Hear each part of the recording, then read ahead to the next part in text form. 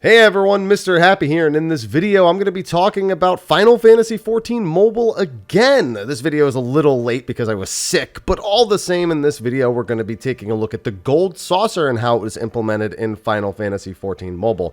Now, I of course have not played the mobile version yet. It has only been available in China and only for a short 2 or 3 week beta. So we have to pull some video footage from another channel in order to do this, and of course we got to credit that person. We've been largely pulling from the YouTube channel.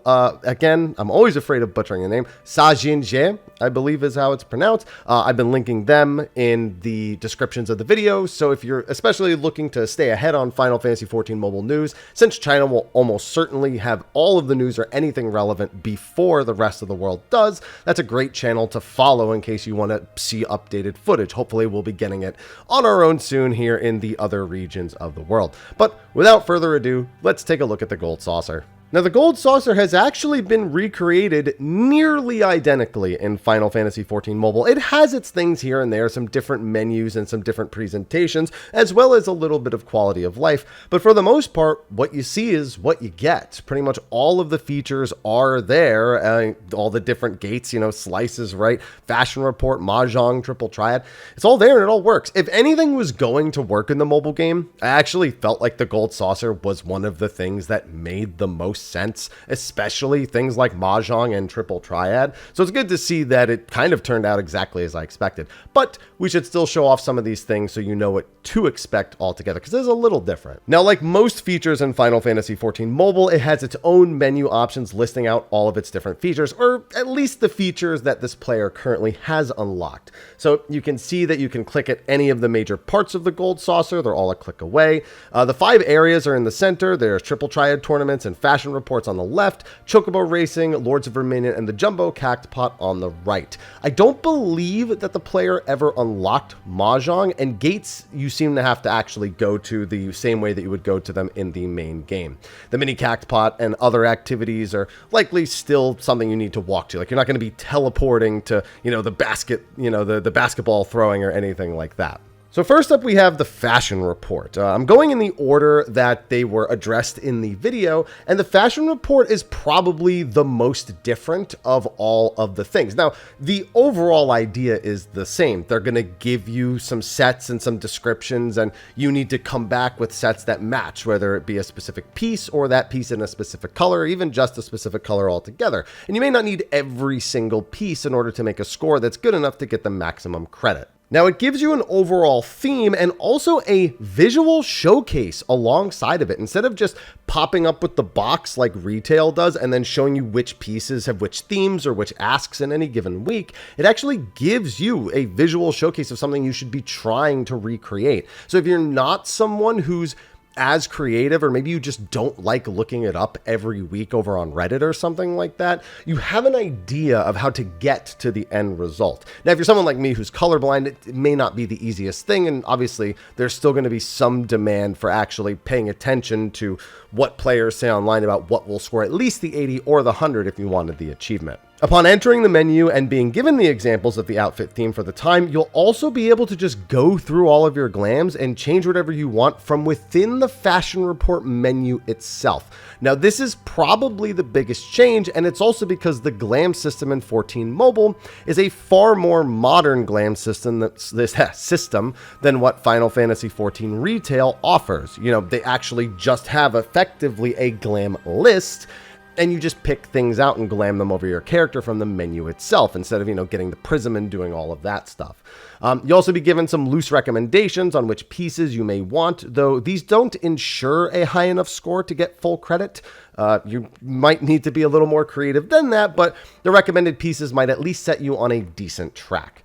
After you're scored, you'll be shown which of your pieces did or didn't match the themes for their specific slots, and what theme each piece technically belongs to. So there's a lot of information sharing from within the fashion report menu for people who just may not get it as well. This would be useful for me because I have no fashion sense in real life and in game, and I'm colorblind. I am the worst person to ever ask about anything fashion related. So This is the kind of thing that would be helpful to a player like me. Of course, I'm also someone who would likely Google it. But I'm just saying, if that extra step, if I didn't want to do that extra step, I might be able to figure it out myself within the game.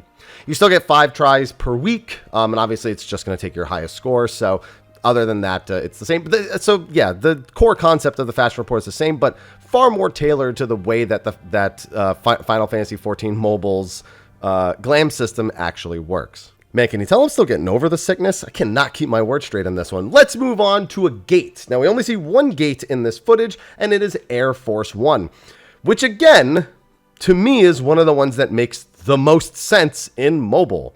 It's the same, except you tap the screen where you want to shoot. The visuals are slightly different as well. I'm not sure why they didn't just pull the same types of panels over. They're the same idea, but the designs are just slightly different. But Air Force One is Air Force One. I'm still saying, man, we should get a harder Air Force One in both mobile and in retail. Come on, you think players can't shoot faster than that? Give us the option to queue into a hard mode when the gate actually pops up.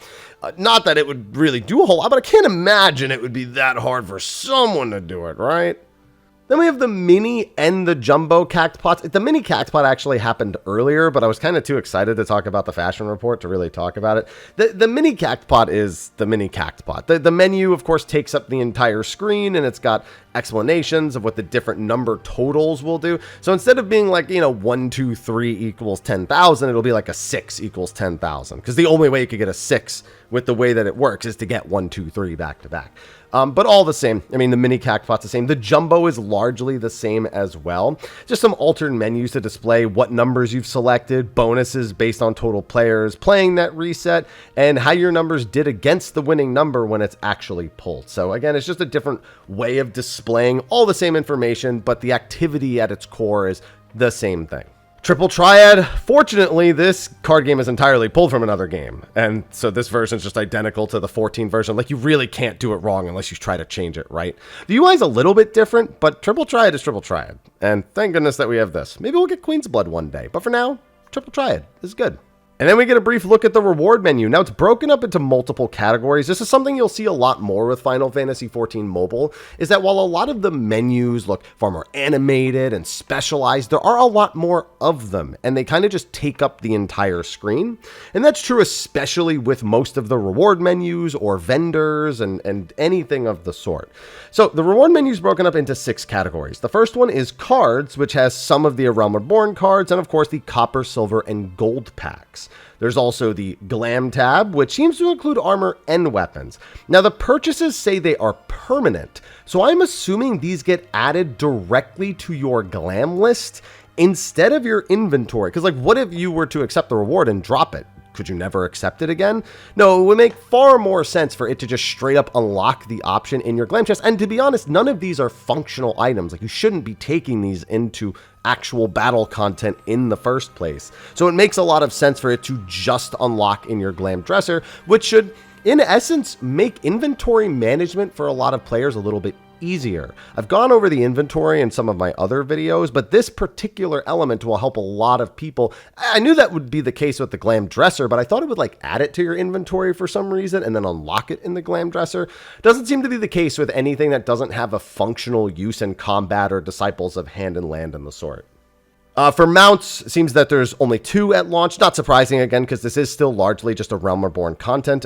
Fenrir and the Turtle. So, you've got those. Those are the classic options, so glad to see they're in there. For minions, looks like there's the Cockatrice and the Kappa. For music sheets, honestly, I tried translating it, and I got nowhere. I'm sure I could go back and look at the patch-to-patch music sheets that we had and figure it out. But let's just say these are Realm Reborn sheets. Again, they're not going to be going past a Realm Reborn with any of these rewards or things that were available in the Gold Saucer in the earlier days. So whatever was available for music sheets earlier on, that's going to be what's here.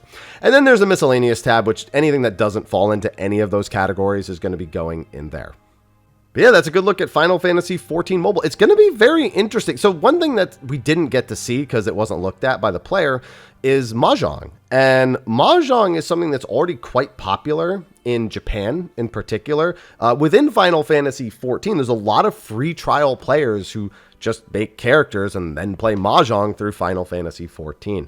With mobile, if it has Mahjong, which it seems to, because the player actually goes and does the quest. He starts the quest, just doesn't finish it in the actual video. I've got to imagine that that's going to be really popular in 14 mobile in Japan. I'd assume most people wouldn't opt into it at home, but then again, with Japan, it's hard to say because the mobile culture, not just like on the go, but even in the comfort of one's home, is a lot different than the way it is here in the States.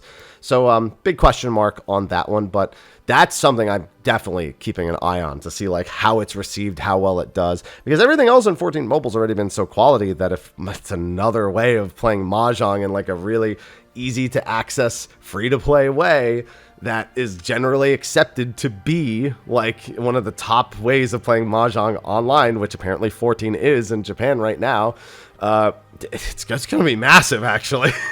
So very curious to see how that actually pans out.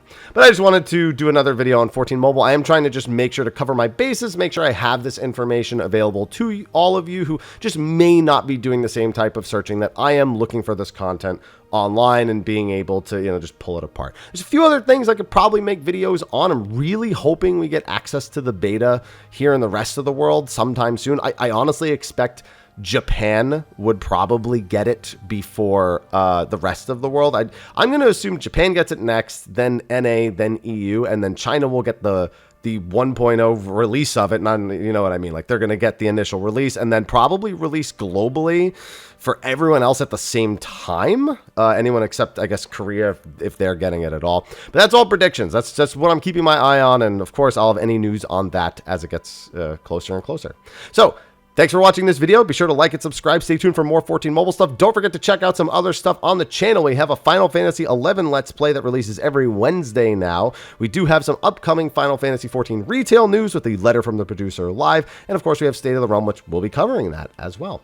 So thanks for watching, and I'll see you all in the next video. Until then, take care.